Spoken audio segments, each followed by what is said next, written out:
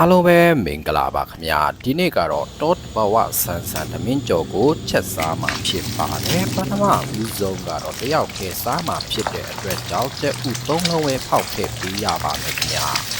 ဒီလိုကြက်ဥကိုရောသမမွေပေးလိုက်ရပါမယ်ကြက်လာပြီးဆိုတော့သမင်းကိုထည့်ပေးလိုက်ပါမယ်ခင်ဗျာဒီလိုရောသမဖြစ်အောင်မွေပေးလိုက်ပါမယ်ပြီးရင်တင်းထားတဲ့ကြက်သွန်ဖြူနဲ့ငရုတ်သီးကိုထည့်ပေးလိုက်ပါမယ်။စားအချိုမုတ်လေးထည့်ပါမယ်ခင်ဗျာ။ရောသမလေးမွေပေးလိုက်ပါမယ်။စူကာရွက်ကိုအနည်းငယ်ထည့်ပေးလိုက်ပါမယ်ခင်ဗျာ